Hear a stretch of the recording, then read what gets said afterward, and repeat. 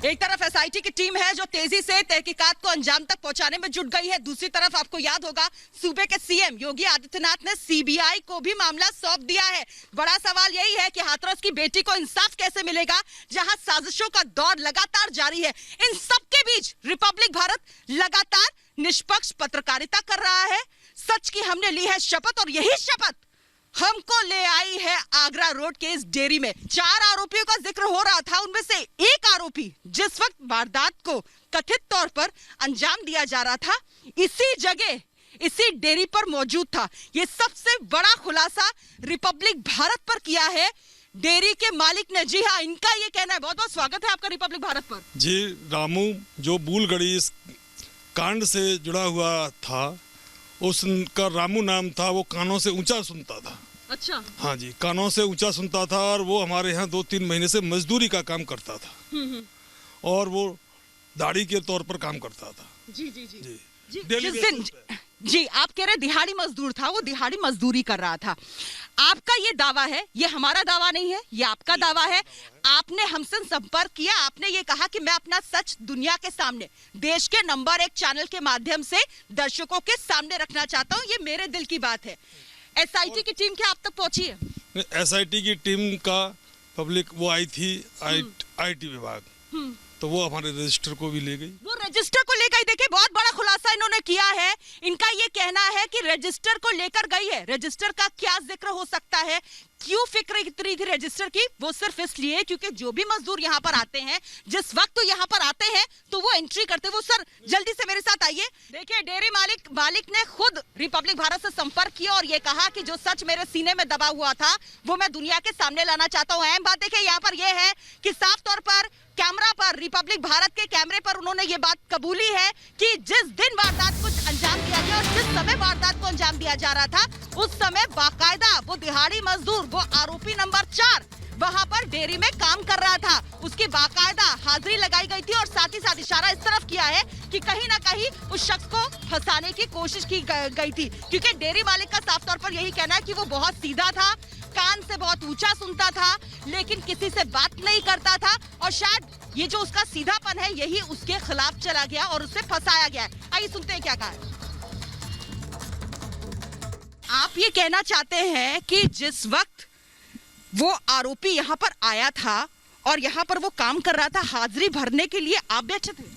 नहीं, हाजिरी भरने के लिए यहाँ पे मैनेजर साहब थे। अच्छा। जी जी, मैनेजर साहब थे। यहाँ हमारे यहाँ 8:45 बजे से 11:30-12 बजे तक का उनका काम रहता है जी। और 12 बजे बाद चले जाते हैं। 14 तारीख को जिस दिन घटना हुई है उस दिन वो यहीं था। जिस समय का जिक्र किया जा रहा है उस समय पे वो यहीं पे काम कर रहा था। जी जी।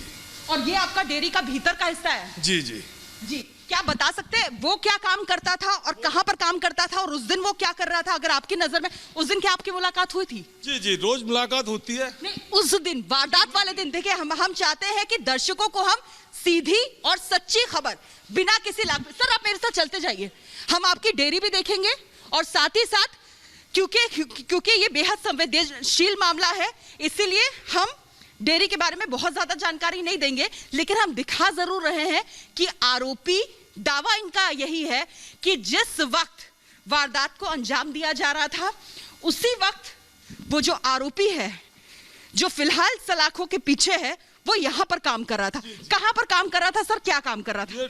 दूध जो टंकियों में आता है उसको हमारे कांटे में पलट रहा था। अच्छा, यानी वो काम किस तरफ होता है? ये इधर ही होता है। इस वक्त सील है यहाँ, जी, बंद है वो। अच्छा। हाँ। तो ये पुलिस सील करके गई? नहीं नहीं, ये आपने किया? शाम को ये 8-7 बजे खुलता है। अच्छा, 7 बजे ही खुलता है। हाँ। तो वो कब से कब तक यहाँ पर काम करता था? सुबह 8 से 12 और शाम को 8 से 12। वो यहाँ पर किस तरीके से आप लोगों से पेश आता था? कभी कोई ऐसी उसकी हरकत थी जिसको देखकर आपको शक हुआ कि ये जो है इसकी हरकतें ठीक नहीं है? मित्रों को लेकर अगर आप कोई दावा कर पाए? बहुत सीधा लड़का था, कोई उसमें व्यसन नहीं था। अच्छा। कोई भी व्यसन नहीं था। 2-3 महीने में हमने देखा कोई व्यसन नहीं था और कानों से ऊंचा सुनता था। अच्छा, कानों से ऊंचा सुनता था, ये भी समस्या थी? जी। जब ये खबर आप तक पहुंची तो फिर आपको क्या लगा पहली बार? बड़ा कष्ट हुआ कि एक नाजायज आदमी फंस रहा है, निर्दोष। बड़ा कष्ट हुआ और इसे बचना चाहिए, इसलिए यहाँ की पूरी समाज उनके साथ में आई। अच्छा, समाज साथ में है। आपको यहाँ पर कोई साजिश नजर नहीं आ रही है? नहीं, कोई साजिश है सी। जो लड़की पक्ष है उसके कब्तब में दम नहीं दिखाई दे रही। अच्छा, आपको दम नजर नहीं आ रहा है? नहीं जी, जी। क्योंकि वो यहाँ था, उसके नाम FIR हुई है, तो कहाँ दम है?